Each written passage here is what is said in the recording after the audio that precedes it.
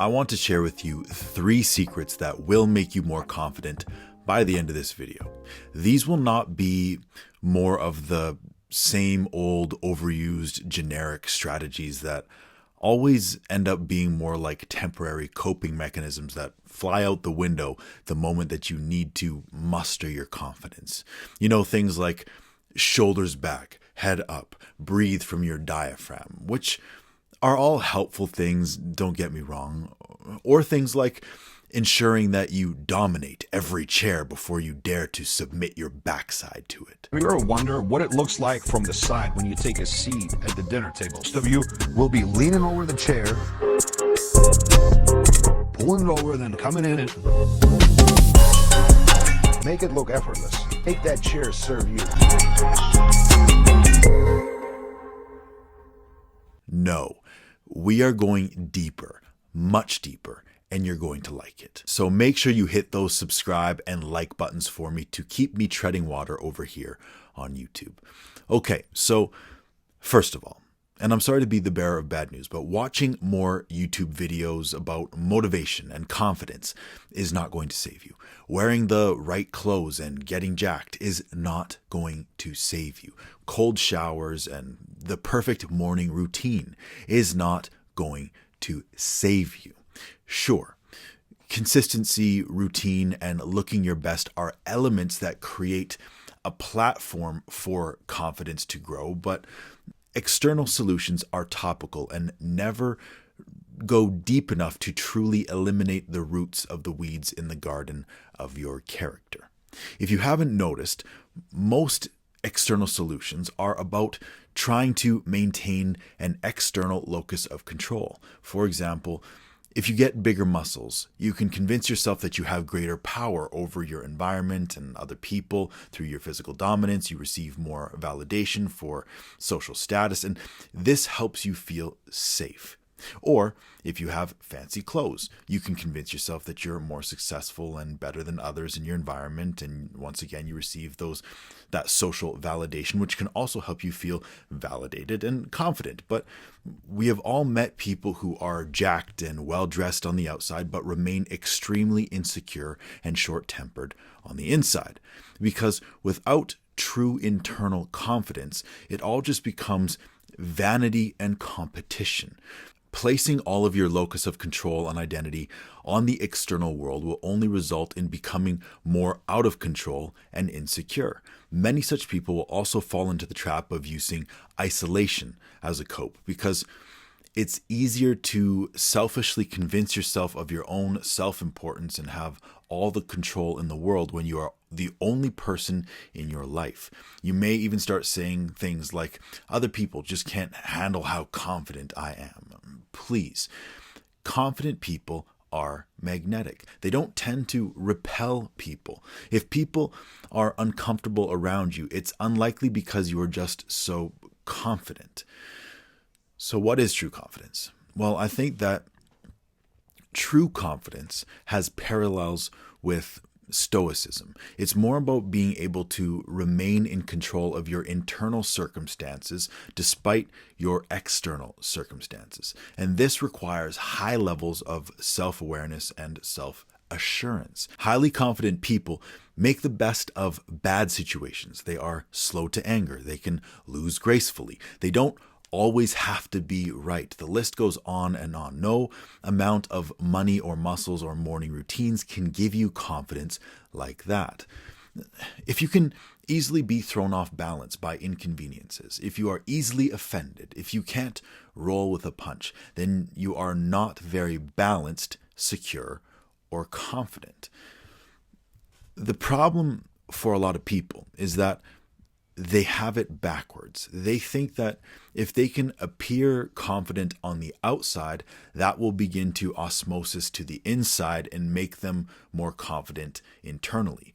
But that is a fallacy. Think about how many people lose a bunch of weight or build a bunch of muscle but remain extremely insecure and body dysmorphic. They may even start to make their fitness journey their entire personality, or to use the physical validation to try to keep their false confidence inflated. The problem with this is that there's a hole in your bucket. And if there is a hole in your bucket, it doesn't matter how much you try to fill your bucket, no external source can ever fulfill an internal leak. This is the picture of insecurity, whereas confidence comes from having integrity on the inside, and it is built from the inside out on a seamless foundation of self-trust and integrity. Allow me to use myself as an example to explain this further. In my early to mid-20s, on the outside, it looked like I was doing really well for myself. But despite all of the external validators, I never in my life was more insecure than at that time. I was struggling very deeply with addiction and validation issues. There was a huge hole in the bucket of my ego and sense of self-worth, and I was trying to use validation and attention to try to fill it. I became a liar and a cheater while putting on an Oscar-worthy performance as the good guy for the public eye. And if there is one thing that I've learned about confidence, it is that you begin to really lose it when you feel like who you are in public does not match who you are in private. You start to separate yourself. If you can't trust yourself, if you're always breaking commitments to yourself, if your actions don't align with your words and your values, then you render yourself incapable of having any real internal confidence, because people who lack integrity can only attempt to inflate their ego enough to hide the truth. I'm sure we have all known people like that. Look, if you can't trust yourself, it's no different than having that friend who always makes empty promises and never shows up for you when they say they will. Would you have confidence in such a friendship? No. Okay then, so a lack of integrity leads to a lack of friendship with yourself, a lack of trust in yourself, a lack of confidence in yourself. And this is why trusting yourself is one of the most important, if not the most important factor in building confidence. Breaking commitments and being a hypocrite is how you break trust in yourself and lose confidence. Keeping your commitments and protecting your identity is how you gain trust and therefore confidence.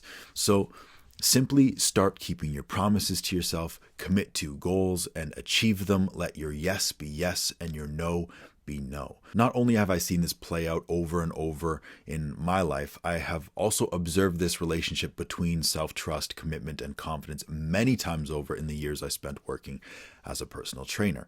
There is a massive correlation between people who trust themselves and their level of confidence.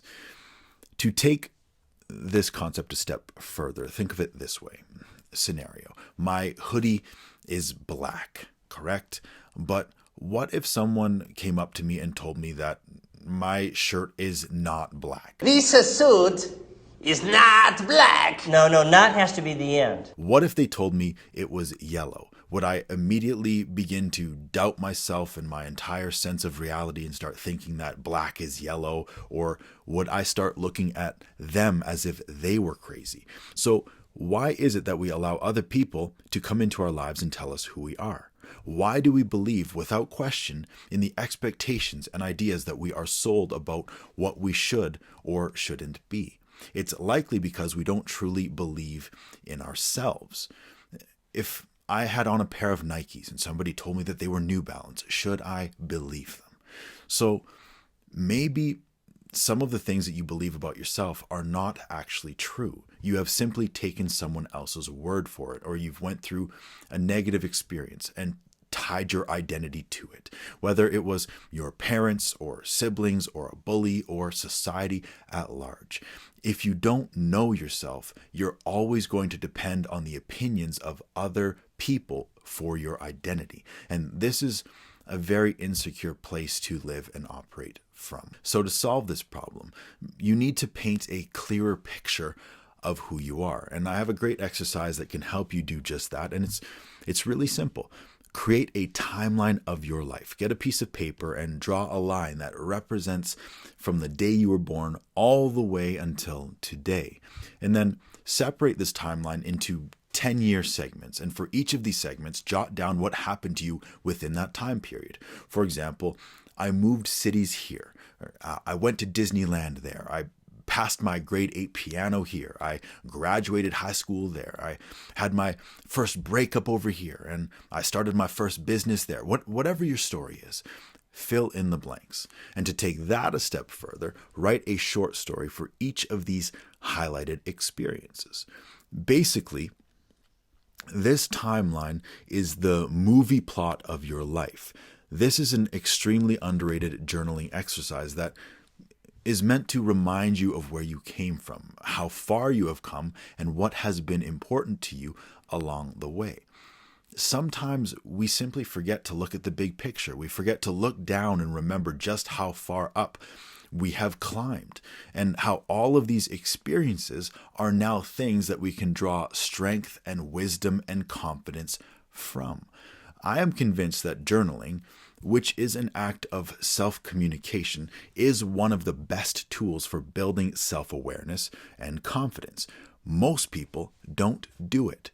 In fact, research shows that less than 15% of people fit the criteria to be considered self-aware, and that is not a coincidence.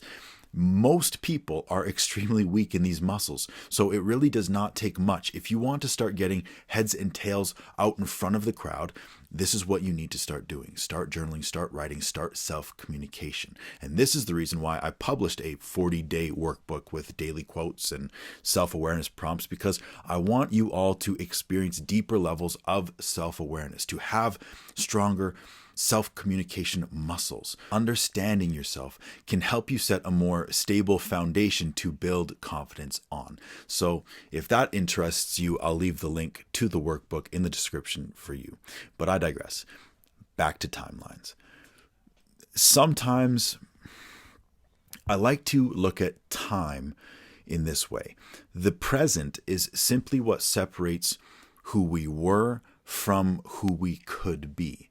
The past tells us who we were. It gives us lessons and wisdom. And the future tells us who we could be. It gives us hopes and ambitions. And the only thing that separates the two is what we are choosing to do right now. And this is important because when we find a more harmonious balance between the two, we find a more secure sense of identity in the present that is not being dragged down by the past or depression and is not flying away like a kite into the future, anxiety. And this can be foundational for your confidence. You have your feet on the ground and your eyes on the horizon. When you know where you are going, you're going to be confident. Think of a person wandering around downtown, lost in unfamiliar territory and unable to find where they are going. Does such a person ever look confident? Now compare that to the person who knows exactly where they are going and are walking there with purpose like they have done it 1,000 times. So how can you have a stronger sense of balance between past and future so you can walk more confidently through life? Well, we've technically already been covering the first piece of it, which was framing the plot of your past with the timeline exercise. So naturally, the second piece of the puzzle would be to start framing your future. And to do that, I invite you to sit down and begin to visualize your dream life 5 years from now. What is it that you want to see for yourself? Who do you want to become? And remember this tip. Ask yourself, who are you trying to impress? Because no matter who you might claim to admire, what you might claim to value, who you are trying to impress often has a stronger effect on who you become.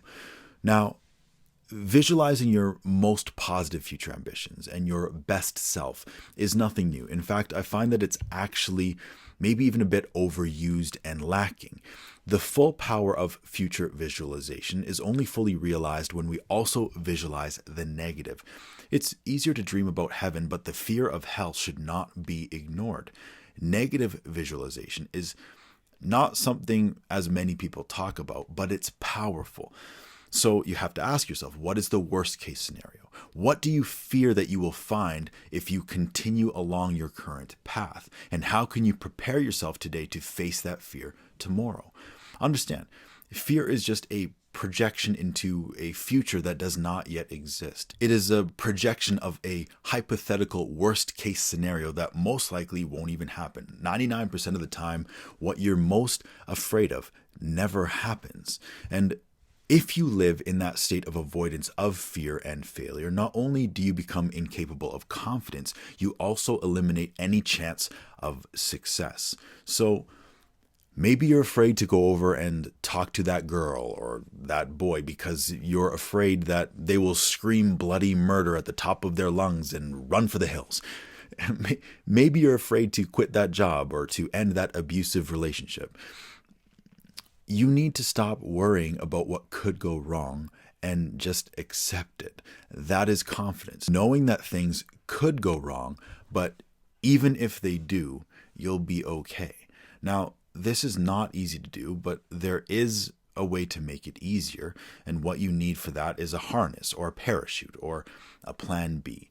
For example, would you feel like you could rock climb more confidently without a harness or with a harness? The harness will obviously greatly increase your confidence and your ability to take risks because even if you fall, you will be okay. And thankfully, most of the things that we are afraid of in life are not life and death situations. And most of the things that we are afraid of never even come true. So this is also why I don't always agree with the whole burn the boats narrative, that call to action that all the motivational gurus love to sell to the general populace. Most situations in life do not require a Hail Mary. Most situations in life are better suited to a harness.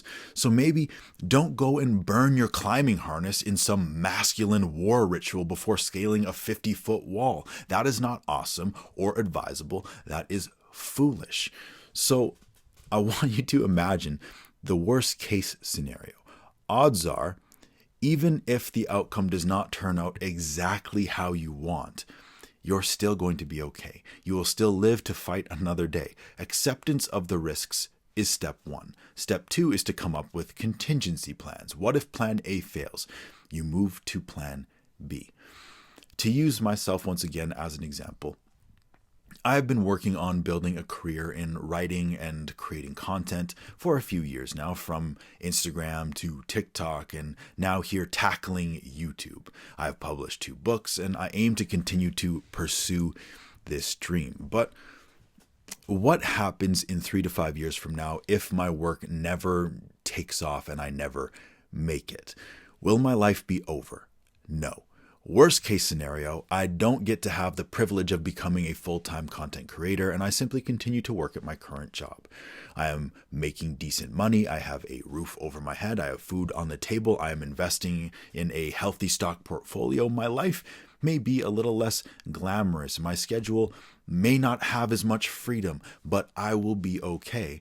And I can always continue to write and create content as a hobby.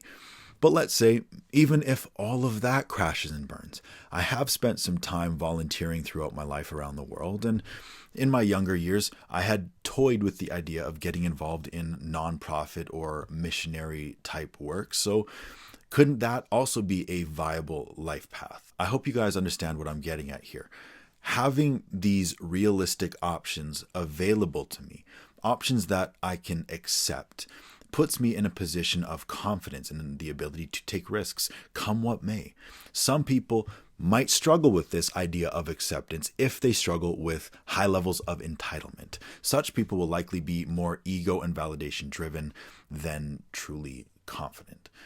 And you know what? That actually brings me to a point that I hadn't planned on sharing, but I think another huge factor in a person's confidence comes from how deep they have dug the whys in their life. And what I mean by that is your security system is connected to your value system. So your level of security or confidence is directly related to what you value in life and how well you align yourself with that. And that is what it means to have integrity. And like the biblical proverb says, those who walk in integrity walk securely or confidently. Let me ask you this. Would you be more confident in a rock climbing anchor that is embedded deep into the rock face, or a shallow hook? I want you to think of confidence in the same way. Maybe the reason you feel insecure and not confident is because you don't have any deep anchors. You are a flimsy tree that can be blown over by a gust of wind because you have not grown any deep roots. So start thinking about the why that is hidden behind everything that you choose to do. And the deeper that you can dig those reasons, the more secure you will become. This is the difference between someone who works out to receive public validation for their biceps and someone who works out to be a role model for their kids. Who between the two is more likely to be more confident and anchored to their values? Trust, acceptance, having a plan, practicing integrity, these are all the pillars of true confidence. And I hope this video has proven valuable to you, and I will see you in the next one. Peace.